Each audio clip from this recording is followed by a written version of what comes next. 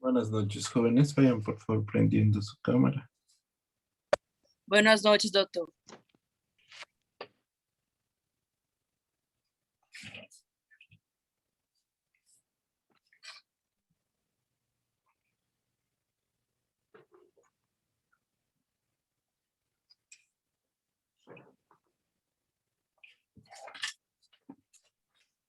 ¿Algún grupo voluntario para defender su trabajo? Como, doutor? ¿Hay algún grupo voluntario para defender su trabajo, para exponer? Em verdade, vamos exponer o vídeo, não, doutor? Que gravamos, que subimos. Claro, eso es para el trabajo. La exposición pueden exponer como gusto.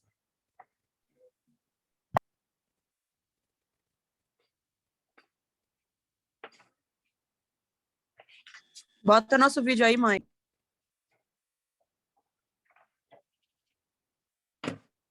Então, vamos poner, doutor. Ya, ¿quién va a hacer?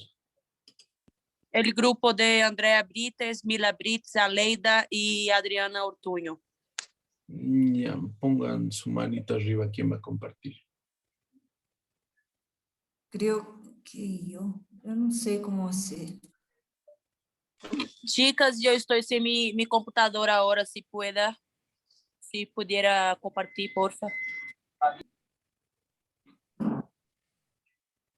Vou tentar, doutor. Ai, meu Deus, como é aqui? Andrea Brites, doctor. Andréia, tá me escutando, Andréia? Tô, Yuri. Primeiro vai aqui no chat onde você está me vendo aqui, onde está a sua câmera. Tá, Você tô vai aqui. aqui, você vai no share screen. No momento Não, que você essa parte eu sei. Calma, deixa eu falar. Você vai selecionar a tela para compartilhar. Embaixo, bem embaixo dessa janelinha, antes de você confirmar, você vai clicar a primeira opção, que é para habilitar o áudio do seu vídeo, entendeu? Vários participantes, opções avançadas da função compartilhar. Entendeu? Tipo, não tem muita coisa. É você clicar no share screen, negócio verde, você vai clicar na primeira opção que vai ser para sua tela. É porque o nosso é um vídeo, entendeu? Não, sim, pois bem. Aí você vai reproduzir o vídeo e automaticamente ele vai sair com áudio. Senão Tá não bom. vai sair o áudio. Tá bom, obrigada, eu vou tentar. Tenta aí, qualquer coisa você me fala.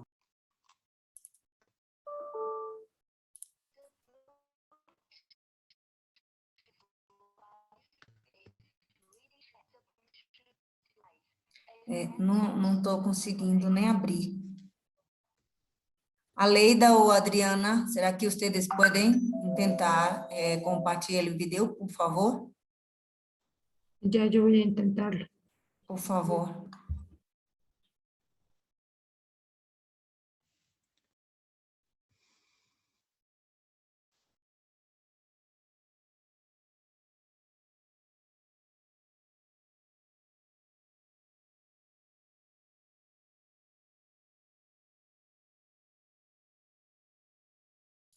Creio que agora eu vou lograr, Aleida.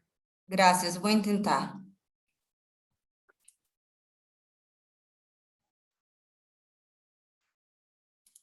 Doutor, será que puedes, por favor, poner para compartir? Porque não está me permitindo.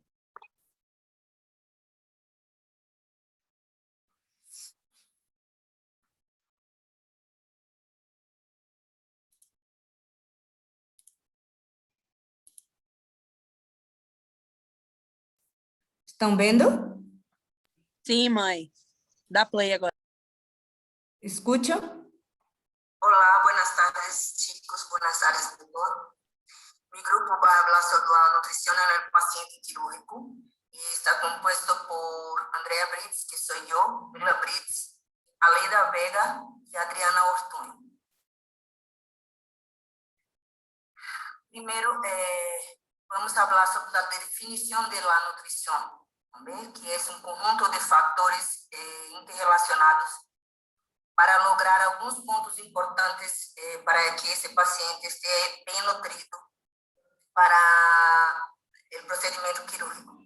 La hemostasia de ese paciente, la energía, el crecimiento, el estado inmunológico y la reparación del organismo de ese paciente.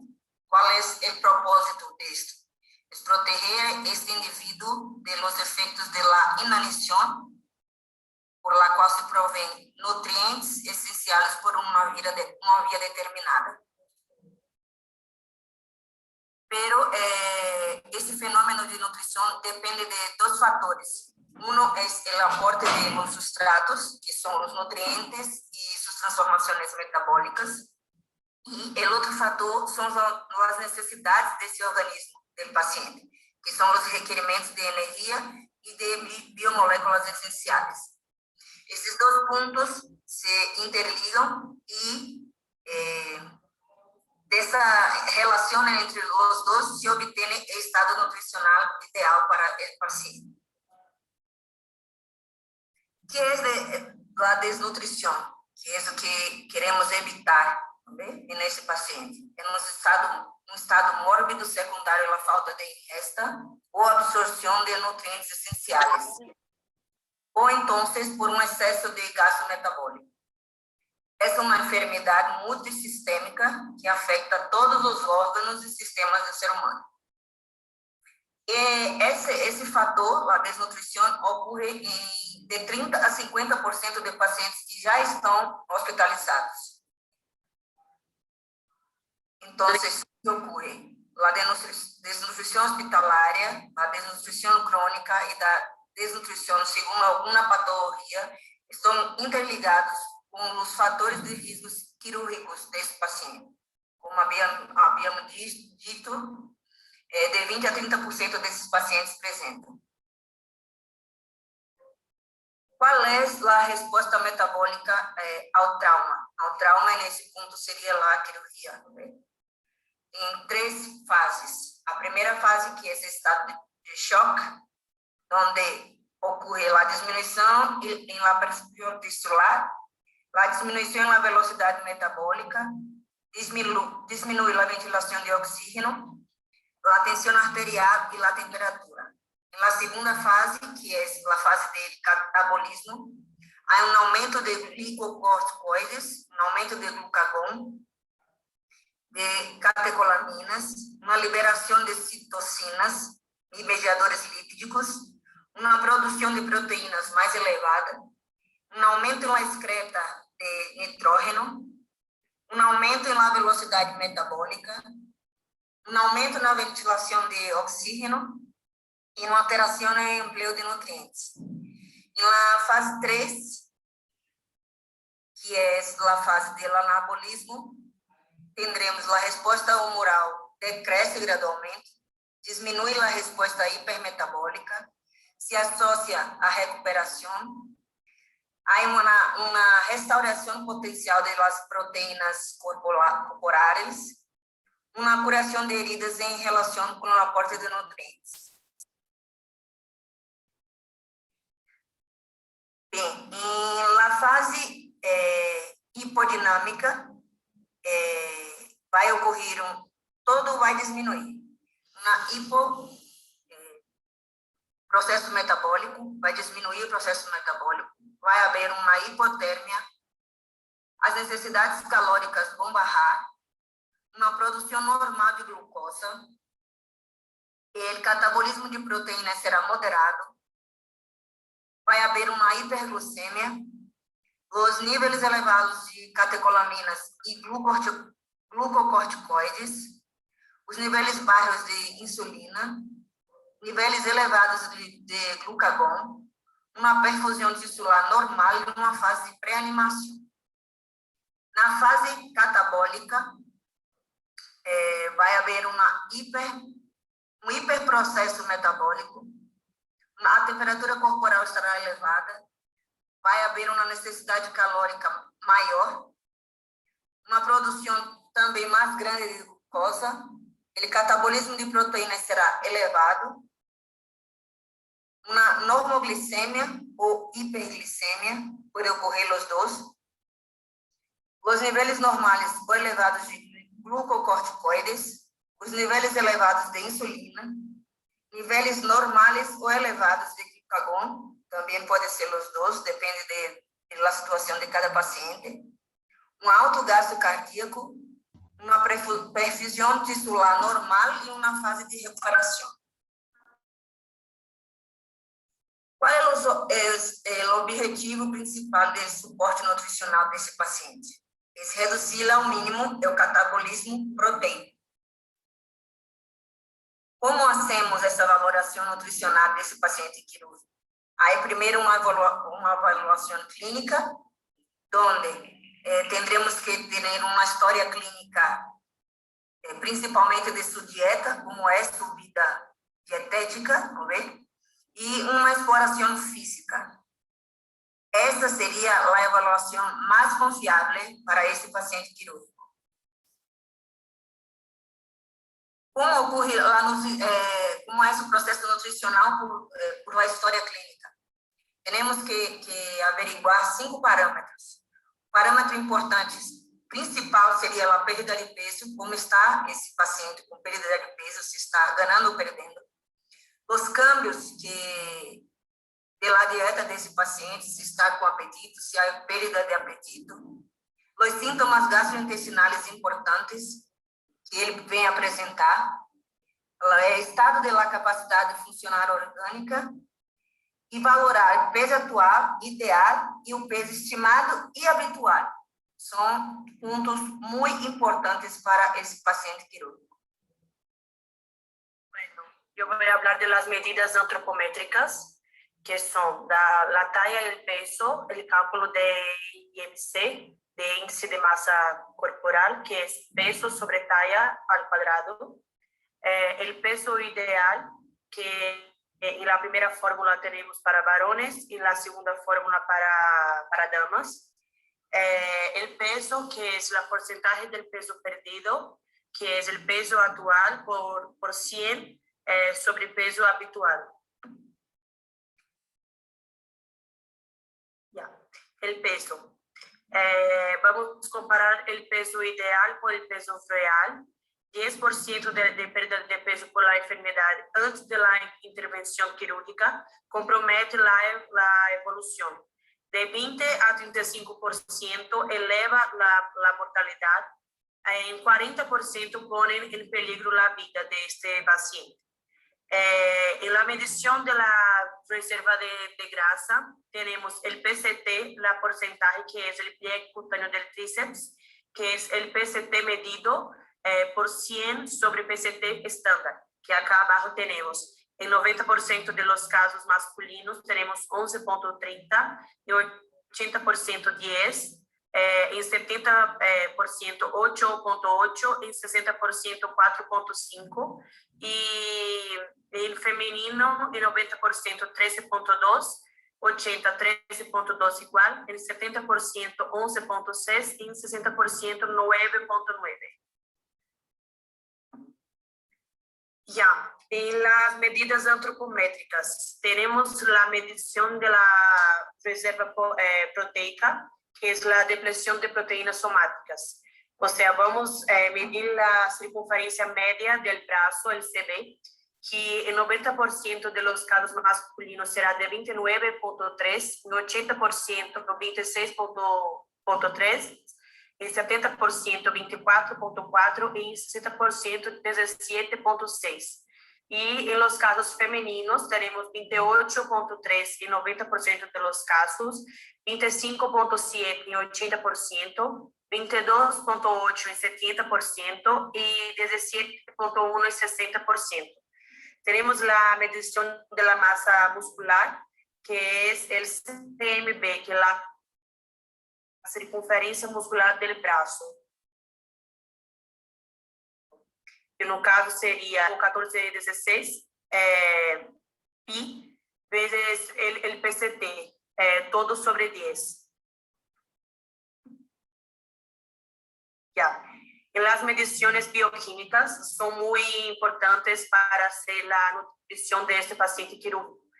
Tenemos algunos factores, 6 factores para considerar en estos parámetros, que es la albúmina, que tiene que estar mayor a 3.5 gramos por decilitro.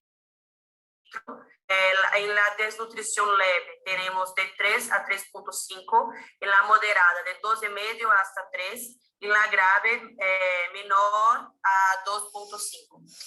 Tenemos la prealbúmina, la transferrina, la albúmina unida a retinol, el índice de creatinina y el balance nitrogenado.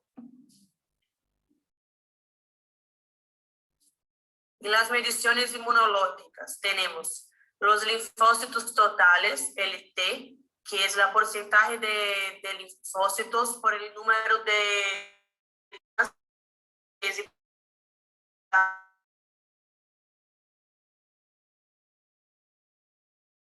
celular. La normal es de 1500. En la desnutrición moderada tenemos de 800 a 1200. En la severa tenemos menor a 800. En las pruebas de hipersensibilidad cardíaca, HT, tenemos 3 pruebas, la parotiditis, la PPT y la candidíasis. En estas pruebas tenemos que considerar el tamaño de la pápula. Si fuera parotiditis será de 0 milímetros, que significa una... De PPT son 5 milímetros, que es una...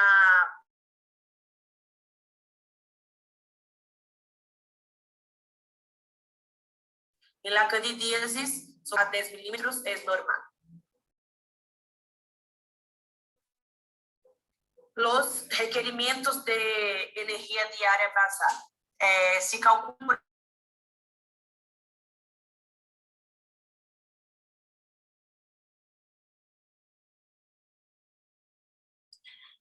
medio de la ecuación de Harris-Benedict. Las variables de estas de Barón-Murillo hay en centímetro y edad en años, que se determina la energía basal consumida por paciente y no deambula. Ya. El factor de actividad y el factor de lesión. El factor de actividad en un paciente confinado a cama será de 1.2, en el paciente activo de 1.3.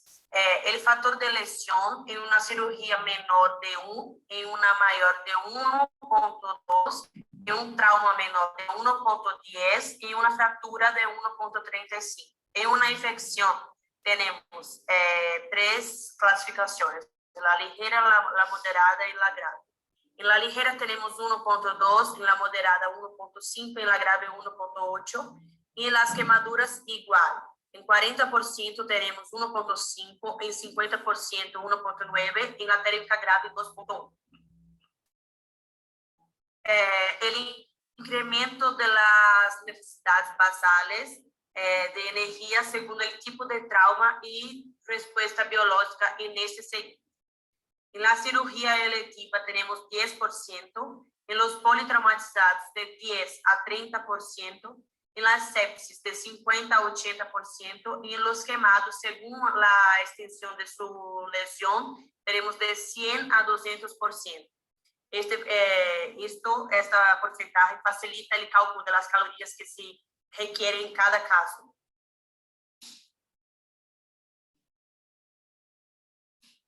Ya, en el balance de nitrógeno, que va a ser el nitrógeno ingerido menos el nitrógeno excretado, el balance de nitrógeno permite saber si el apoyo nutricional que se ofrece al paciente en proteínas es suficiente o por lo menos positivo.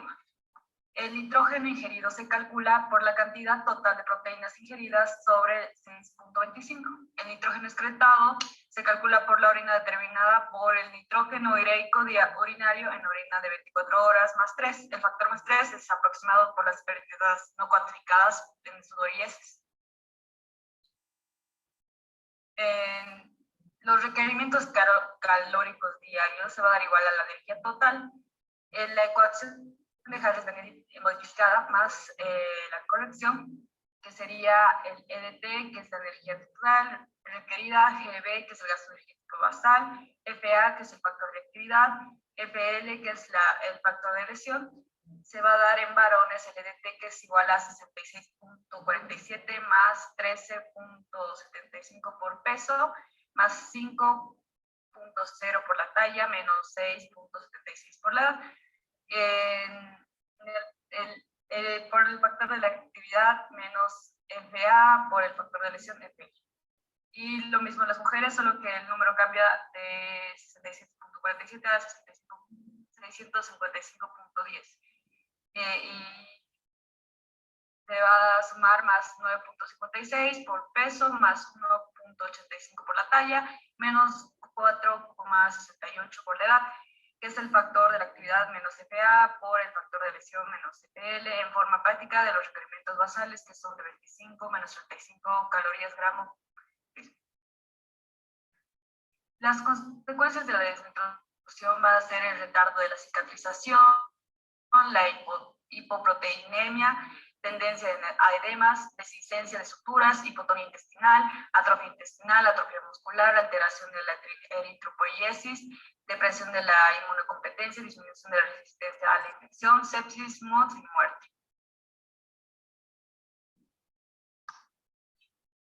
Conceptos de la nutrición del paciente quirúrgico. La persona normal sin comer, solo ingiriendo agua, muere aproximadamente en 2 meses.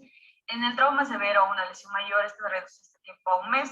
Una pérdida mayor al 12% de dos corporal o más del 33% del peso corporal es generalmente fatal. La debilidad de los músculos respiratorios disminuye la ventilación, por tanto la perfusión del CO2 tisular. Asimismo contribuye a la neumonía. La disminución de nutrientes disminuye la eficacia cardíaca, por lo tanto la reducción de la perfusión tisular y del nutrimiento celular. En la hipoxia de la mucosa intestinal favorece la translocación bacteriana, la infección y por lo tanto bacteremia y sepsis.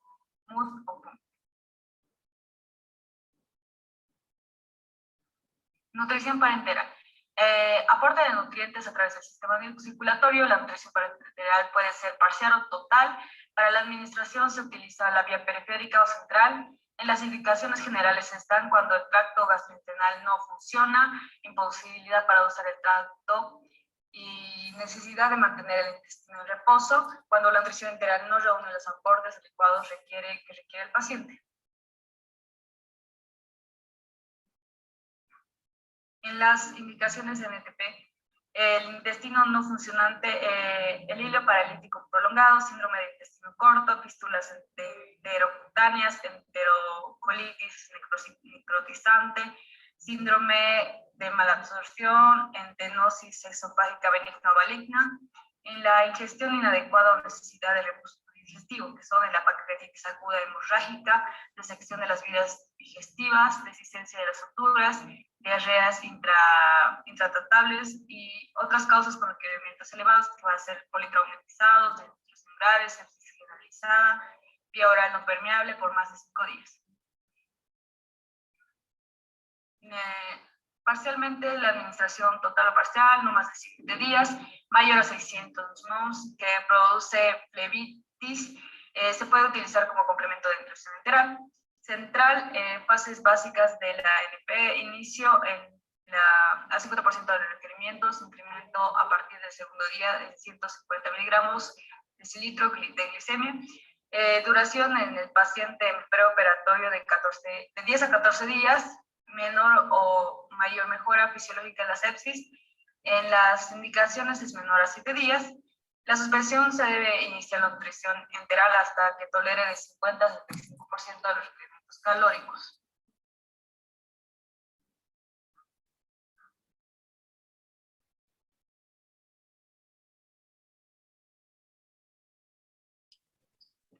En la terapia mayor a 10 días, aminoácidos mayor al 5%, glucosa mayor al 10%, lípidos, incluye vitaminas, minerales, elementos, trazas, osmolaridad mayor a 700 ml sobre el litro, fórmulas de nutrición parenteral. En la dextrosa se provee 3,4 kilogramos, que puede ser la única fuente energética. Velocidad de infusión no exceder a los 5 kilogramos por minuto, estrechamente relacionada con la osmolaridad de las fusiones. Y por último, las fórmulas de la nutrición parenteral. En los aminoácidos, concentraciones estándar que varían del 5 al 15%, kilocalorías provenientes de los aminoácidos, 4 kilocalorías gramos, N2 igual a gramos de aminoácidos, que va a ser sobre 6.25. En los lípidos se previenen deficiencias de ácidos grasos esenciales, fuente no proteica de kilocalorías y disponibles en concentraciones de 10, 20 y 30%. Se adicionan soluciones básicas o se administran individualmente, menos en hiperglicemia, niveles más bajos en insulina sérica y menor riesgo de daño hepático.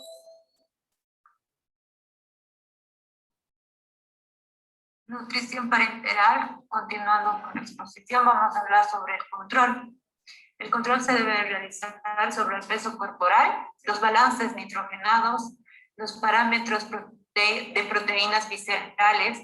También se debe ejercer sobre la glicemia, el balance HE, función renal y hepática, colesterol y triglicéridos. Dentro de los requerimientos está la energía, que se va a calcular mediante la ecuación de Harris-Benedict por el factor de estrés o actividad. Mayor a 30 kilocalorías por kilogramo, que es más o menos de 25 a 35 kilocalorías por kilogramo.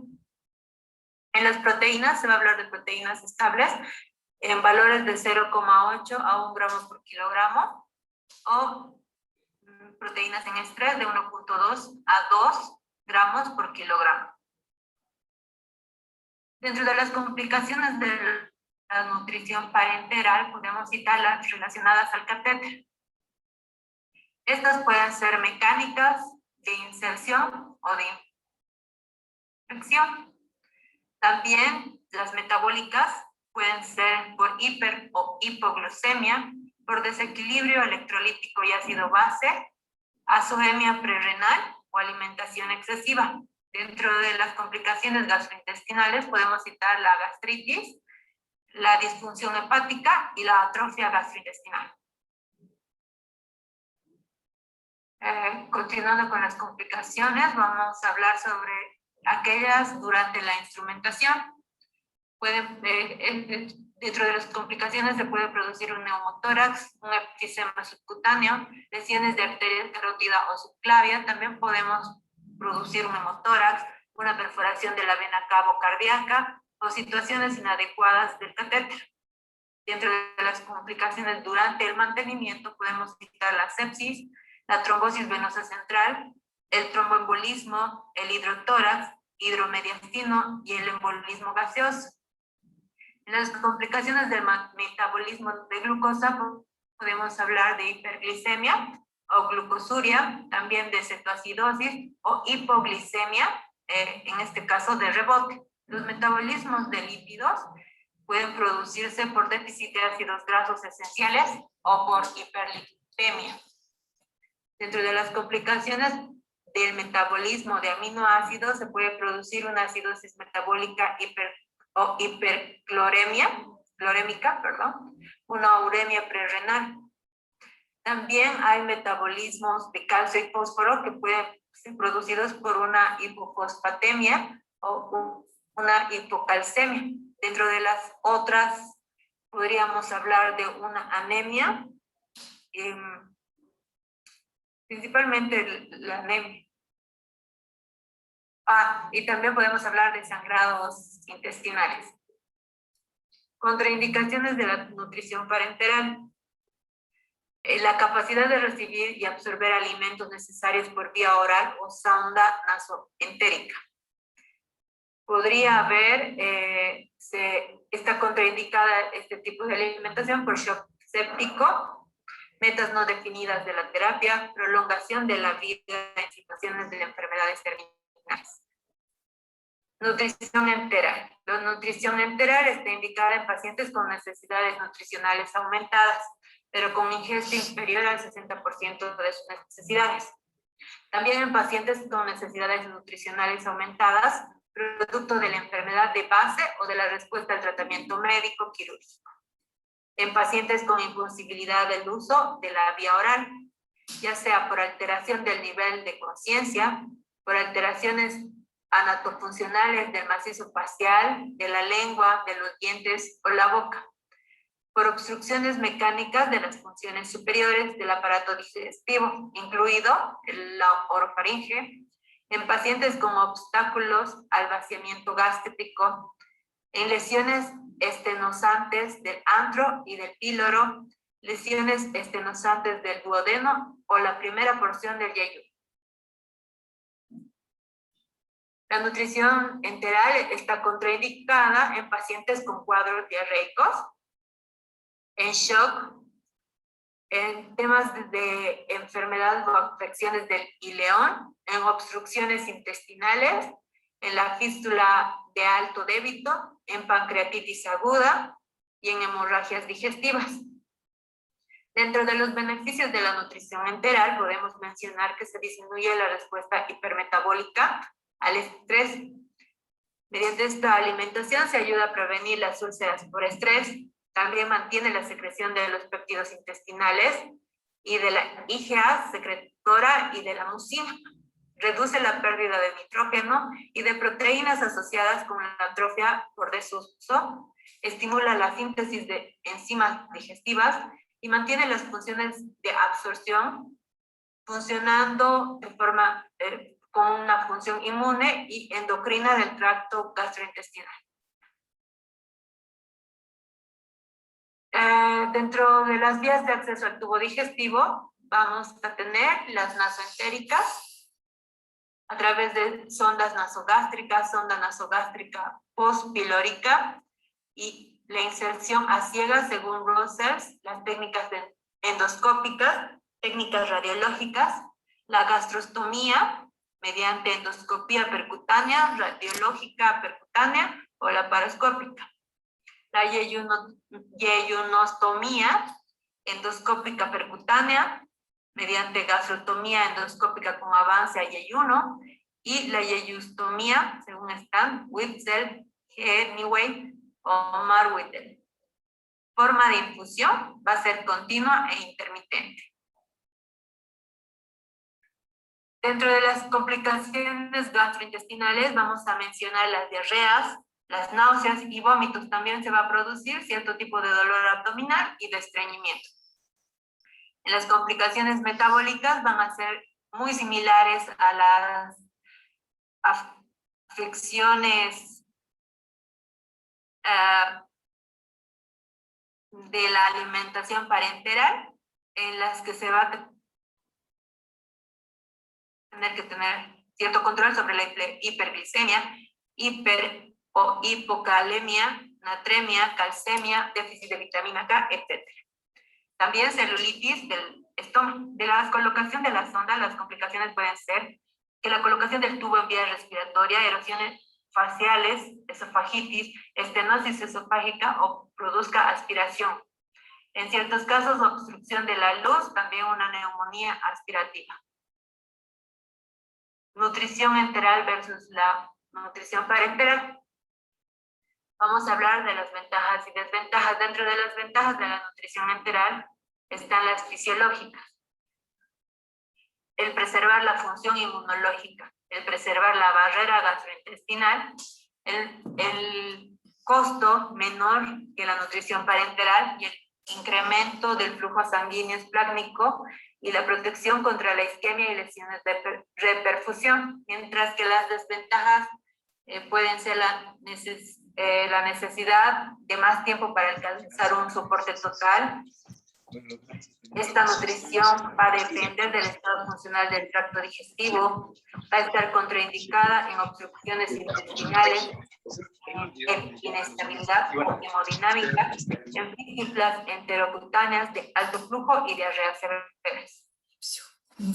La nutrición parenteral, dentro de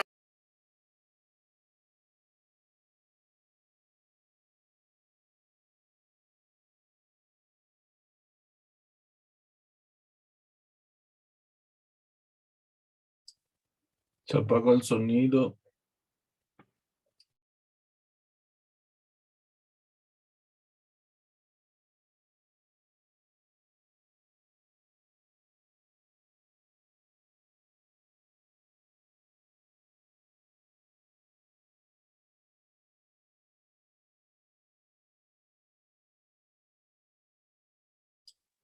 Bueno, creo que con eso terminaba su video. ¿Pueden decirme los nombres de los que han hecho el video? Andrea Brites, Mila Brites, Aleida y Adriana No, Ortuño. Aleida, ¿qué? Vega, doutor. Vega. Aleida Vega, sí. Aleida Vega. Aleida Vega. ¿Y quién más? Adriana Ortuño. Ortuño, Adriana. Muy bien. Doctor, una pregunta. ¿Me lo puedo ir a baño un ratito, por favor? Sí, puede ir. Sí, puede ir. No, hay No, problema. es mi No cámara. se pierda quedará mucho, nada más. ¿Ya? Es mi cámara quedará sola para no pensar que salí de la clase, pero estoy Está acá. muy bien. Gracias. Está muy bien, señorita. A ver. ¿Algún grupo de 5 voluntarios? 5, de grupo de 5.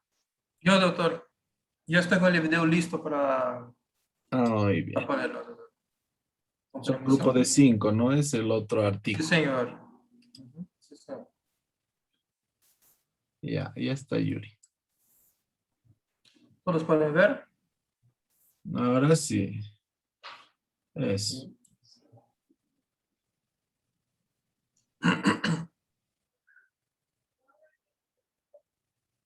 Es grupo de 5, ¿no, Yuri? Bueno, buenas tardes, doctor.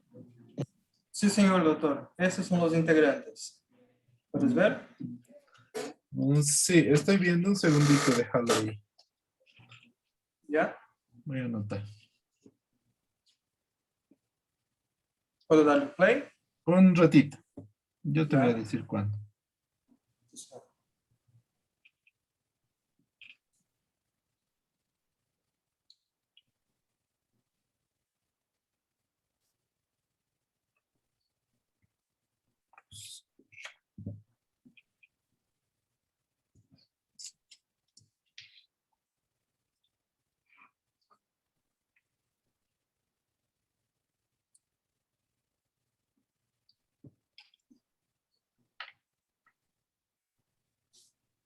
Ya, está bien, puede darle play. En esta ocasión vamos a hacer la presentación. Mi grupo conformado por Sayuri, Yuri, Franz, Tatiana y mi persona, nutrición en paciente quirúrgico.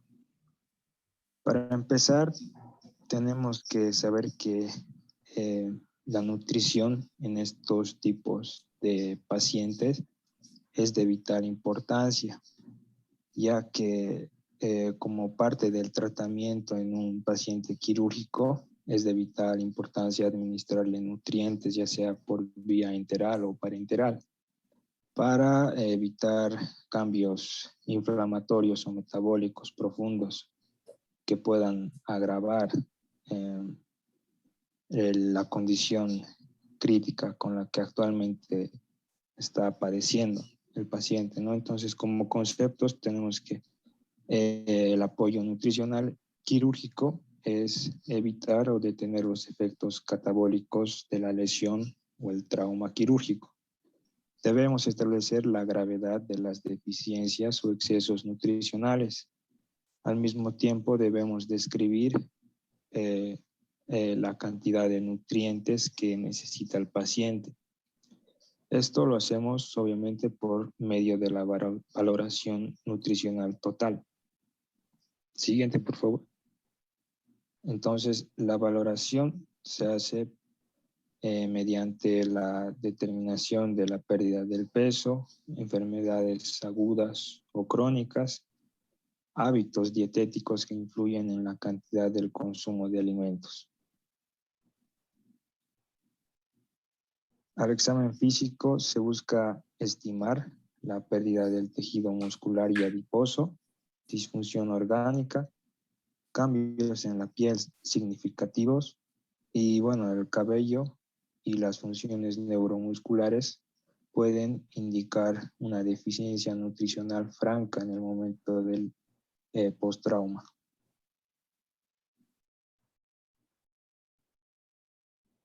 Asimismo, se valora la desnutrición a través de ciertos parámetros indicativos como ser el peso, la superficie corporal, los pliegues cutáneos y ciertas determinaciones bioquímicas como la excreción de la creatinina, albúmina, la prealbúmina y pues los linfocitos totales.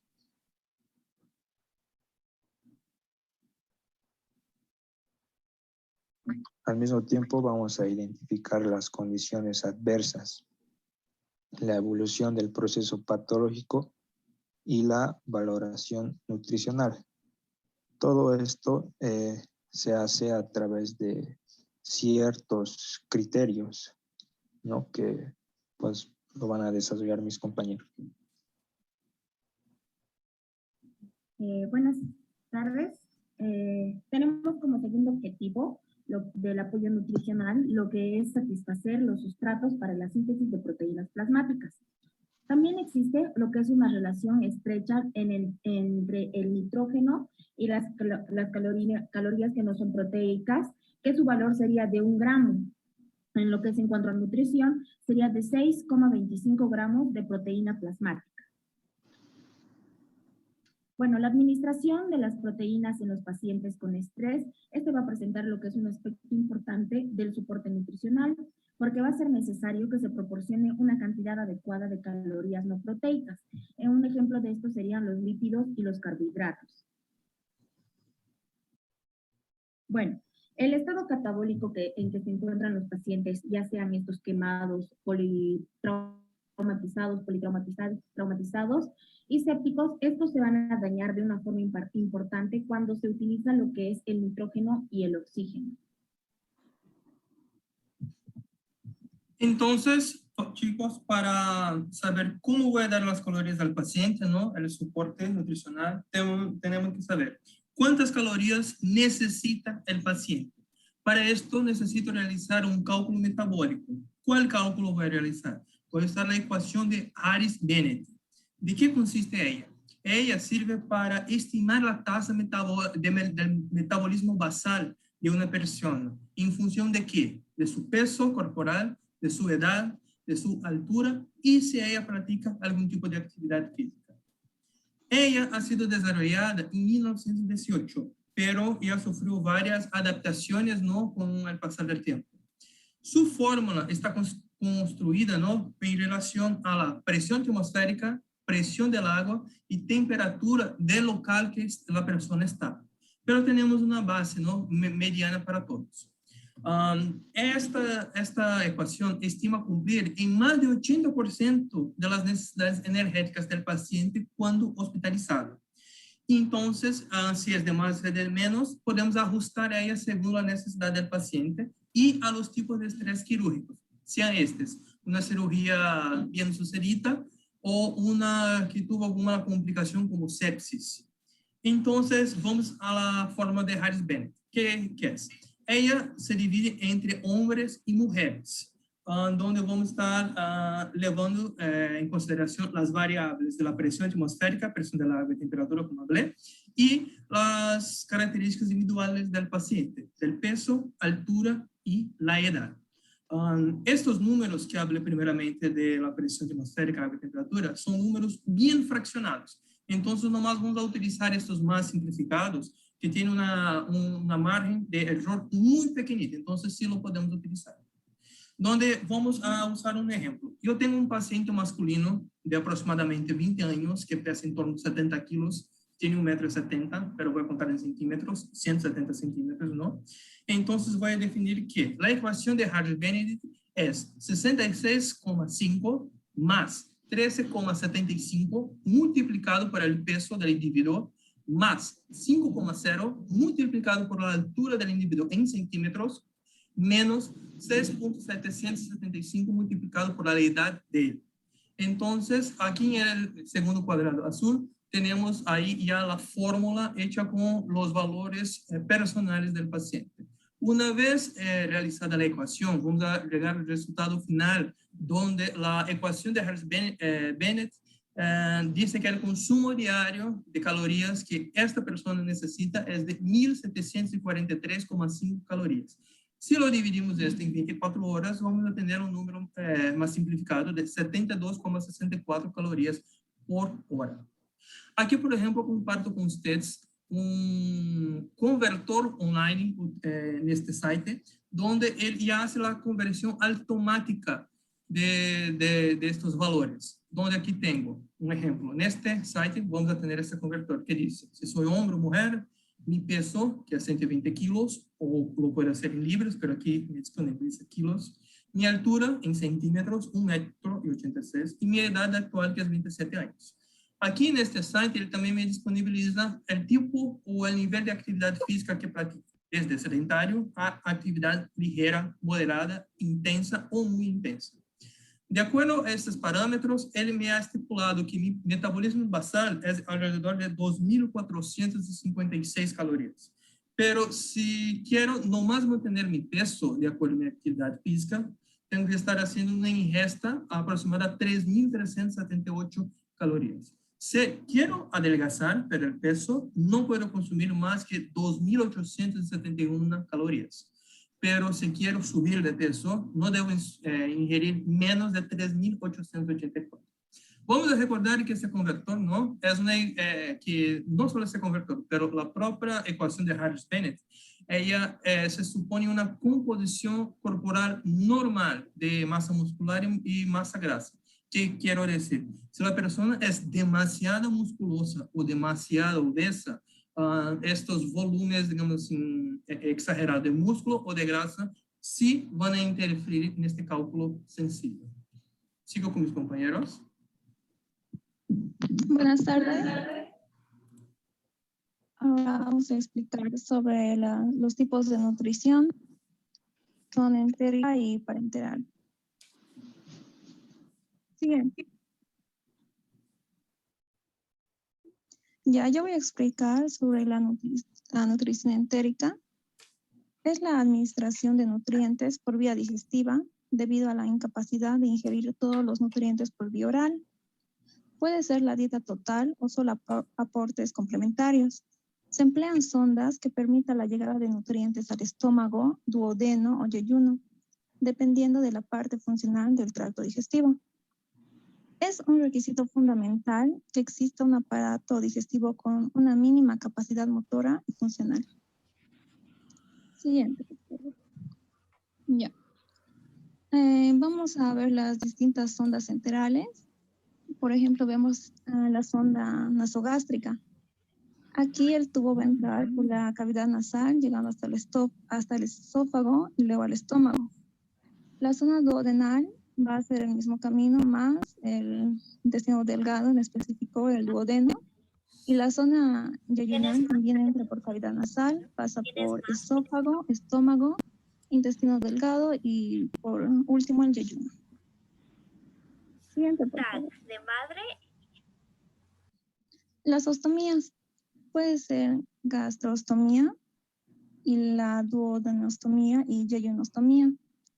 Ambos son indicados en periodos de nutrición enteral a largo plazo y mayor a 6 semanas y también en pacientes con riesgo de aspiración. La gastrostomía también va a ser indicada en caso de obstrucción del tracto digestivo superior. Siguiente, por favor. Ya, los beneficios de la nutrición enteral son que disminuye el riesgo de broncoaspiración, tiene un menor riesgo de diarrea, tiene un menor efecto termogénico, también se requiere menos calorías para mantener el balance energético, facilita la absorción intestinal y disminuye los efectos metabólicos indeseables, como ser la disminución del consumo de oxígeno y la producción de dióxido de carbono. Siguiente. Ya, contraindicaciones absolutas va a ser en caso de una peritonitis difusa, en una obstrucción completa del intestino delgado grueso, en una perforación intestinal y si el ilio severo del intestino delgado, vómitos intratables, en hemorragia digestiva aguda grave o activa y en inestabilidad hemodinámica grave. En las complicaciones están las erosiones de la mucosa nasal o del tubo. También va a estar, como vemos en la radiografía de tórax, donde se observa la posición de la sonda nasogástrica en cavidad pleural. También obstrucción de la sonda, colocación incorrecta de la sonda y donde se puede ocasionar una alteración del esfínter esofágico. En caso de desnutrición proteica puede ocurrir lo que es dolor abdominal, diarrea y también extracción accidental de la zona, esto sobre todo en caso de pacientes que son muy hiperactivos en caso de niños. Siguiente, por favor.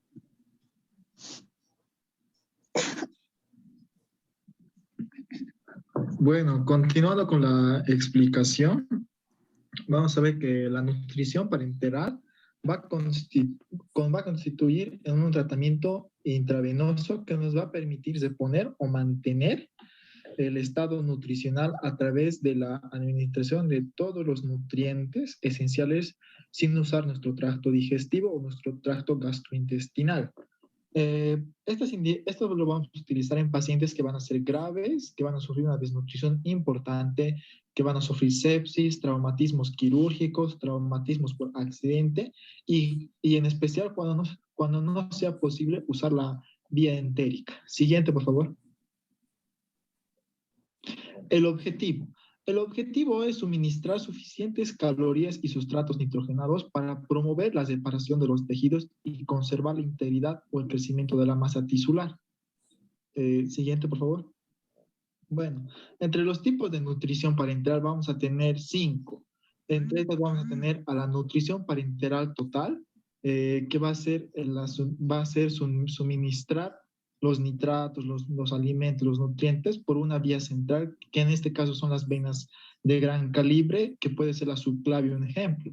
Después tenemos la nutrición parenteral periférica, que se suele usar, que es también llamada la incompleta, porque esta ponemos, suele ser incompleta porque faltan algunos de los principios inmediatos, y esta suele ser implementada por las vías periféricas, que pueden ser venas por el brazo o antebrazo. Después tenemos la nutrición parenteral hipocalórica, que esta va a cubrir las necesidades proteicas, pero con un bajo aporte energético, no debiendo mantenerse más de 5 a 7 días. La nutrición parenteral suplementaria solo va a complementar a la vía oral o la enteral. Después tenemos una quinta, que sería la nutrición parenteral domiciliaria, que está en una imagen ahí abajo. Siguiente, por favor. Entre las ventajas y desventajas que tenemos de la nutrición parenteral va a ser las ventajas. Vamos a tener una absorción del 100% de los nutrientes y los alimentos que tengamos por este método. Es muy completa, como no usamos tubo digestivo suele ser útil, pero para ciertos pacientes. En cuanto a las desventajas, vamos a tener que es demasiado caro, va a significar un costo bastante, porque tenemos que los medicamentos, lo que necesitamos se compra por farmacias, se hace una inversión. Después las complicaciones que vamos a tener van a ser muchísimo más graves, porque entre estas podemos tener que se nos puede infectar el catéter, se nos puede infectar la vía central, y eso sería un problema para nosotros. Después también sería una desventaja porque tenemos que hacer el recambio cada vez del catéter venoso central. Siguiente, por favor. Entre las contraindicaciones vamos a tener que en falta de objetivos terapéuticos, periodos de inestabilidad hemodinámica o alteraciones metabólicas graves, y en pacientes en un buen estado nutricional o que toleran la vía entérica. Lactantes no menos de 8 centímetros de intestino delgado. Eso sería todo. Muchas gracias. Está muy bien, muchas gracias, jóvenes. ¿Hay algún otro grupo voluntario? Sí, por favor, doctor. Sharel. Sí, Levanta yo voy la a mano. compartir. Levanta la manito, Sharel, si no, ¿dónde se pondrá?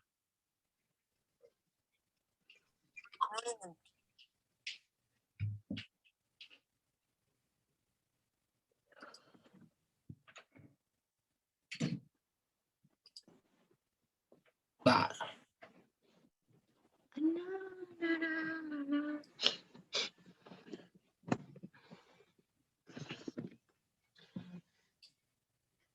Primeramente, estas dos bancas.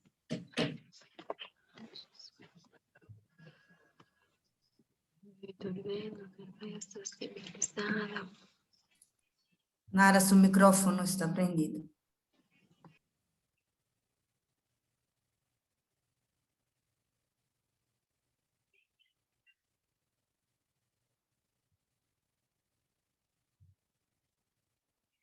¿Dónde anda, Sharel? No te veo.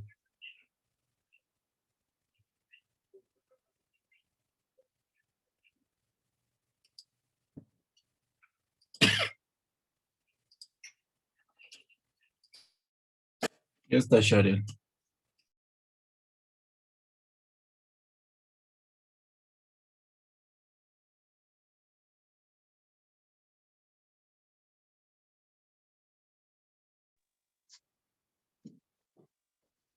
Buenas noches, Un doctor. ratito, téngalo ahí. Ahí un rato, ¿ya? Ya. Nosotros vamos a exponer, doctor, el tema porque el Un video... ratito, ¿ya? Ya, doctor.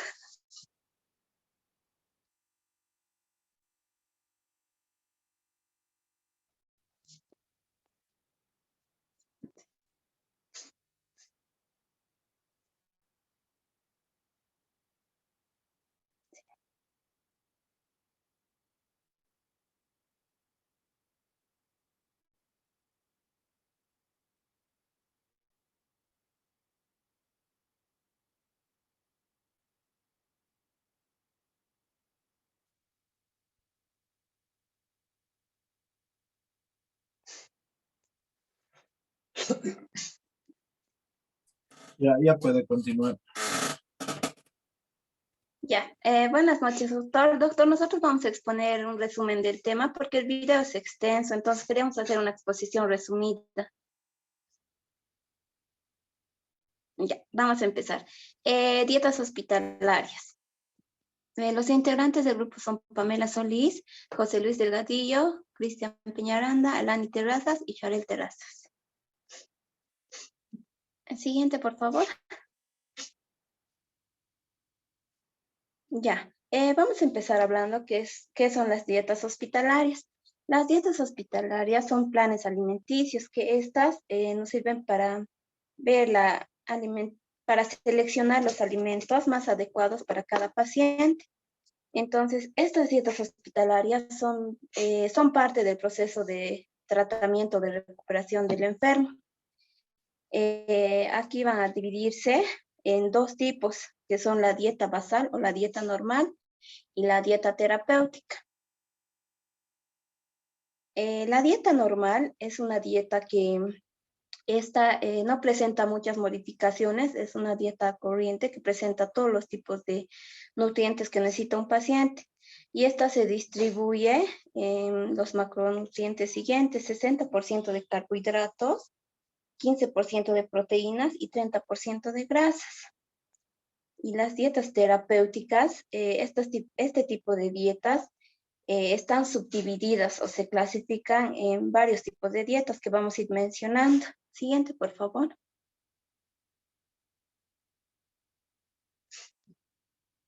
Vamos a demostrarle a continuación una tabla de todos los tipos de dieta que vamos a exponer.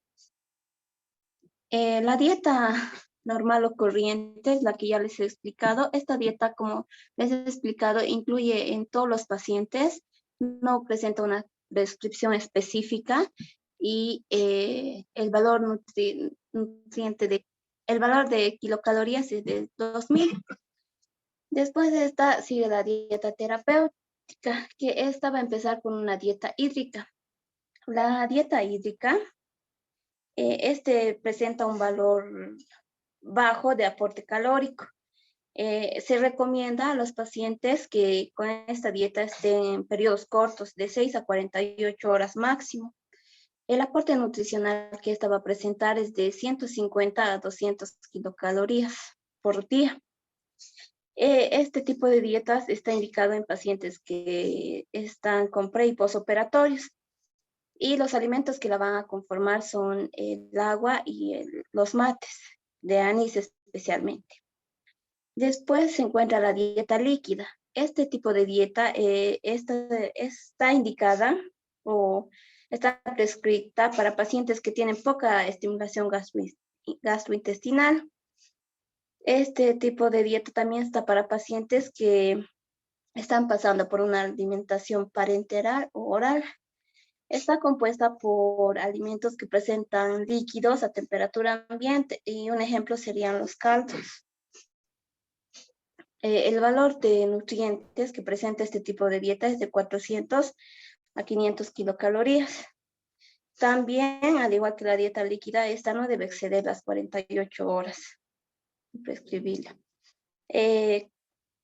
Después vamos, este tipo de dieta está compuesta por jugos, como ya les he dicho, caldos, bebidas de frutas, pero que no presenten pulpa. Vamos a Ahora, continuar. continuando con lo que está exponiendo mi compañera, vamos a hablar de la dieta líquida completa, que este es un tipo de dieta de transición entre una dieta líquida y una dieta blanda. Proporciona alimentos en estado líquido a semilíquido. Como dijimos, es transición. Deben estar a temperatura ambiente por las mismas enfermedades en las que se les va a usar. Son alimentos flanes, budines, algo que sea de fácil digestión, que deje pocos residuos y sin ningún condimento.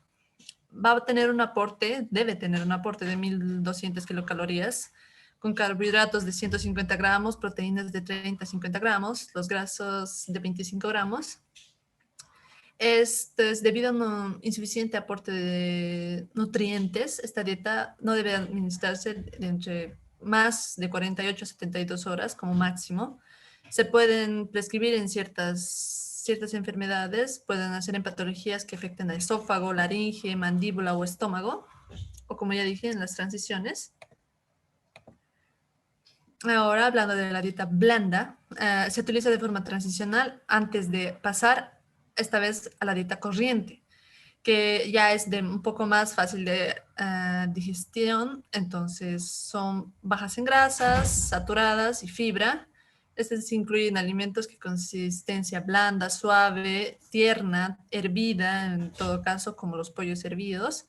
Debe tener un aporte de kilocalorías de 1600 a 1800 kilocalorías, carbohidratos de 55 a 65%, proteínas de 10 a 15%, grasas de 25 a 30%.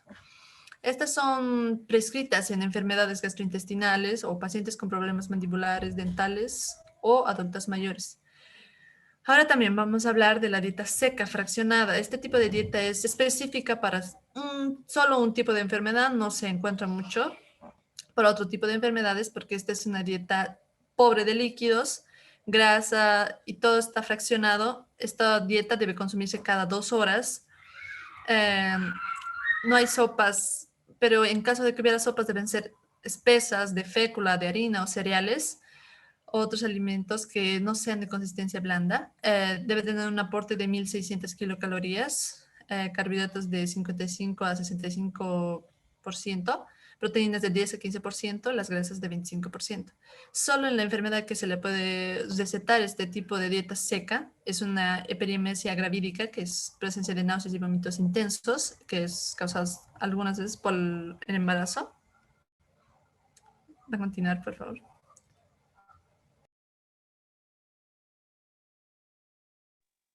Buenas noches. Continuando con la exposición, yo les voy a hablar sobre las dietas con restricciones calóricas.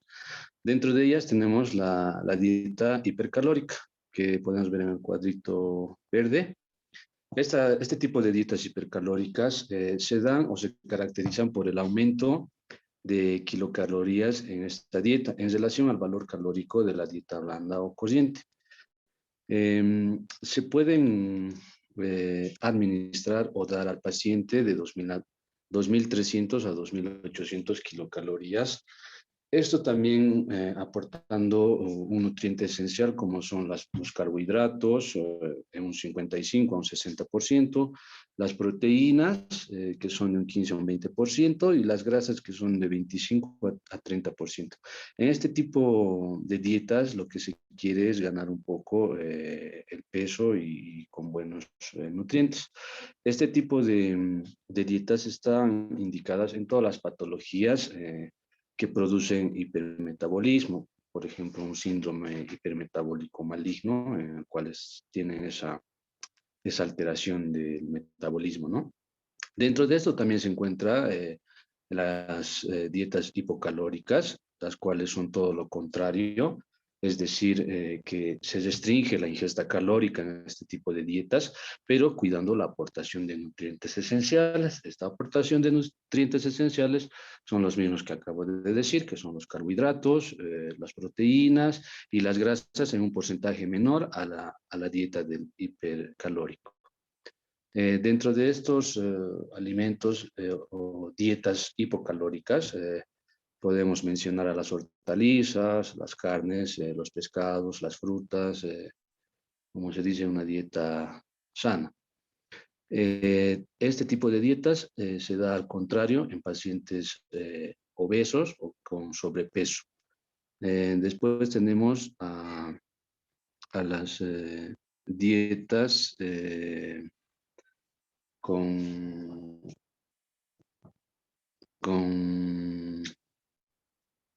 dieta para diabéticos. Esta dieta es...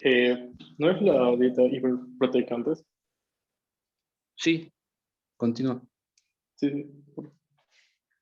Bien, la dieta hiperproteica es la que aumenta en sí el porcentaje de la proteína en relación con la distribución de macronutrientes en la dieta corriente. El valor biológico en sí se basa en lo que son las carnes animales, los productos de origen animal, sobre todo lo que son las carnes, las vísceras, el huevo, el yogur, la leche y algunos cereales esenciales. Entre los valores nutricionales por día podemos encontrar lo que son los 1.800 a 2.300 kilogramos, los carbohidratos de un 50 a un 55%, las proteínas de un 15% a un 25%, 1,5 a 2 kilogramos peso día. Después podemos encontrar entre grasas un 25 a un 30%. Entre la prescripción y las indicaciones que podemos encontrar este tipo de dietas se encuentran los pacientes con las pacientes con preeclampsia, las gestantes, pacientes sépticos, politraumatizados, pacientes con cáncer, personas con VIH, inmunodeprimidos, pacientes con enfermedades febriles y pacientes con desnutrición. También se podría encontrar principalmente lo que son las pacientes que sufren de secuelas o ataques de anorexia o bulimia, las cuales necesitan una gran cantidad de proteínas debido a que sufren una deficiencia. Entre las contraindicaciones igual podríamos encontrar lo que son los pacientes con insuficiencia renal o los que tengan compromiso glomerular de algún tipo. Eso sería. Eso es todo. Finalizando, doctor, quería hablar sobre la dieta con restricción de glicemia. Este tipo de dietas, disculpar, voy a seguir. Este tipo de dietas debe ser nutricionalmente completa para asegurar una adecuada ganancia ponderal. ¿Qué quiere decir? Que también se restringe la cantidad de calorías diarias y la restricción se hace fundamentalmente sobre la ingesta de carbohidratos por el hecho de que son por el hecho de que estos alimentos pueden producir un aumento de la glucosa en la sangre, ¿no? El índice glicémico es una medida de rapidez con la que el alimento puede elevar el nivel de la glucosa en la sangre, como acabo de decirles. Dentro de estos tenemos los niveles con índice glicémico alto, medio y bajo. Dentro de los alimentos con índice glicémico bajo, tenemos a los vegetales, a las hojas verdes, la mayoría de las frutas, las zanahorias y todo eso. Y los con índice de glicémico medio tenemos al maíz dulce, al pan integral, ese tipo de alimentos. Y el índice con glicemia alto tenemos al arroz blanco, a las papas, ese tipo de alimentos que son riesgosos para los pacientes con diabetes. No sé si va a continuar mi compañera, por favor.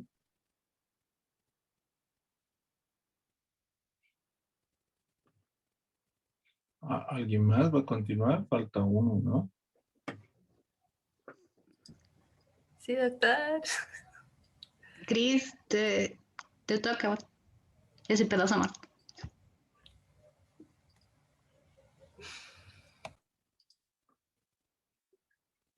Hola. Bueno, doctor. Sí, perdón, doctor. Perdón, estaba buscando un sitio para... Lo siento.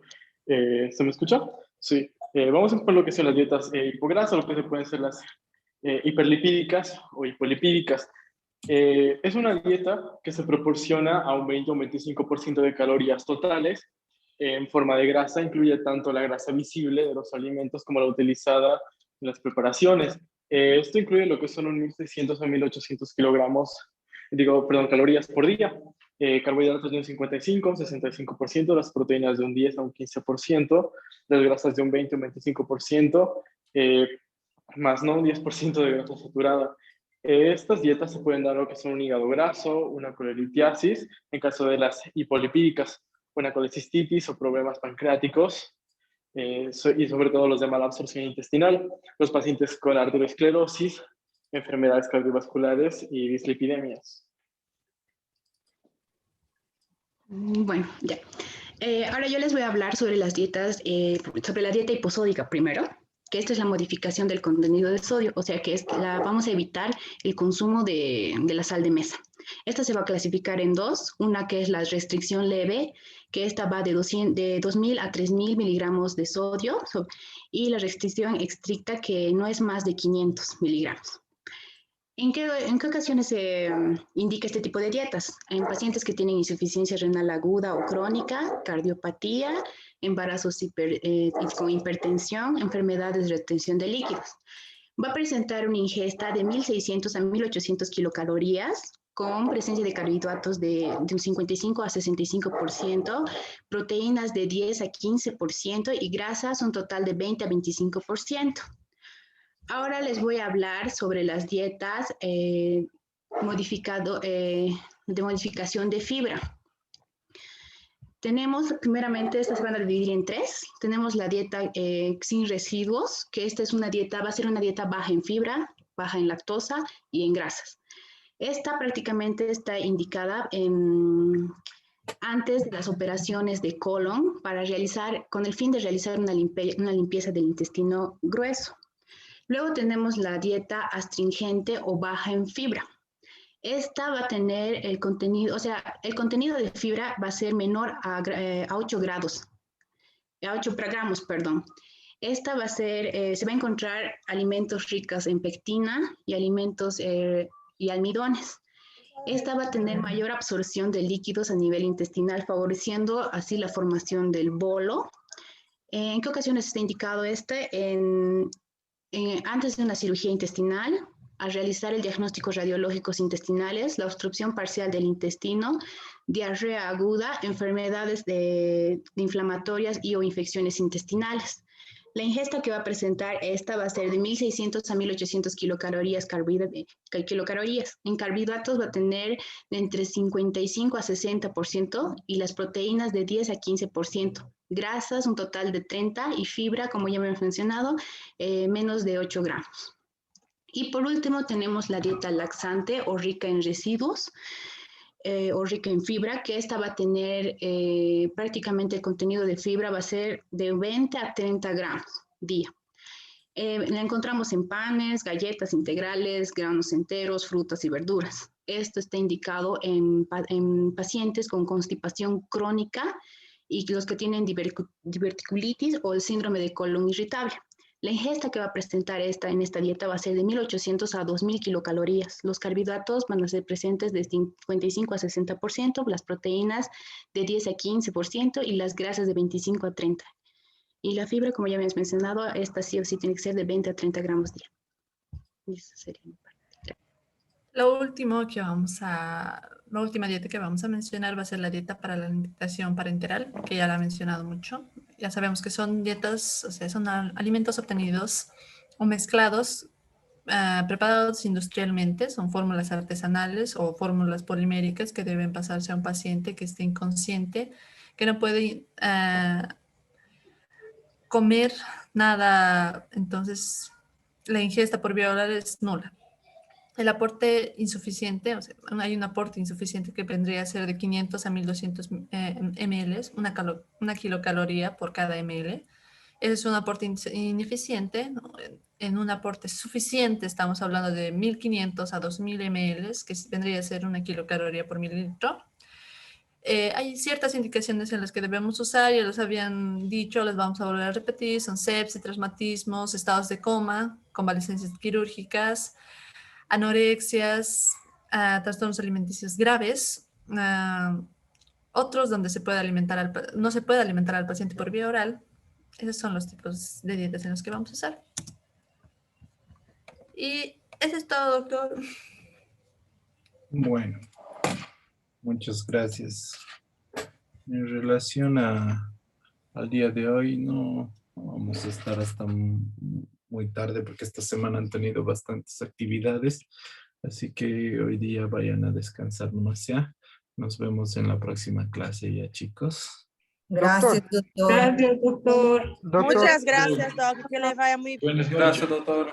Chao, chicos. Doctor, yo tengo una pregunta. Dime, Natalia. Estaba mirando al hito 5. Hay muchas tareas que, la verdad, las fechas están retrasadas, ¿no? ¿Estas tareas vamos a realizar o no vamos a realizar? Tú sabes que yo las modifico nuevamente y les voy mandando fotos para que hagan. ¿Ya? Ya.